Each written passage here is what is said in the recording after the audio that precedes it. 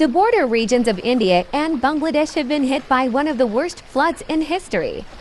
Floods caused by heavy rains and the bursting of the Dambar Dam in India killed at least 13 people and affected 4.5 million.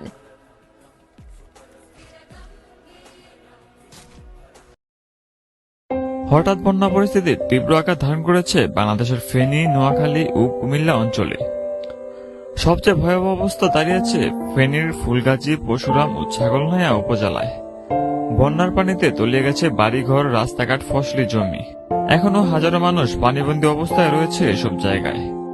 এমন পরিস্থিতিতে এসব এলাকায় পুরোপুরি বিদ্যুৎহীন হয়ে পড়েছে। বন্ধ হয়ে গেছে মোবাইল নেটওয়ার্কও।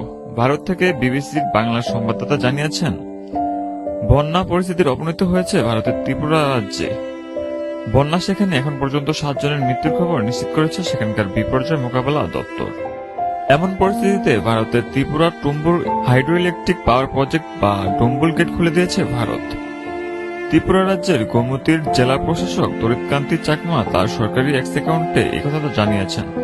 ফেনীর নিম্নাঞ্চলের বাসিন্দারা বলেছেন, এই এলাকায় 1988 সালের বন্যার পর বন্যার পরিস্থিতি এত ভয়াবহ হয়নি আগে কখনো। পরিস্থিতি এতটাই খারাপ যে সবার কল্পনার বাইরে। এখন অনেক মানুষ পানিতে আটকা পড়ে আছে। তাদেরকে উদ্ধারের কাজ শুরু করেছে সেনাবাহিনী ও কোস্টগার্ড।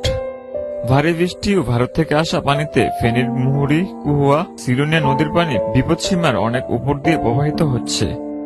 বাংলাদেশ বন্যা পূর্বাভাস ও সতর্কীকরণ কেন্দ্রের নির্বাহী প্রকৌশল সরদার রায়হান বলেন, খোয়াইয়া, ধলাই, মুহুরী, হলদা ও কুশিয়ারা নদীর পানি সমতল বৃদ্ধি পাচ্ছে। আগামী 24 ঘন্টা তা অব্যাহত থাকতে পারে। বন্যা আটকে পড়াদের উদ্ধারে সেনাবাহিনী ও কোস্টগার্ডকে মাটি নেমেছে জেলা প্রশাসক।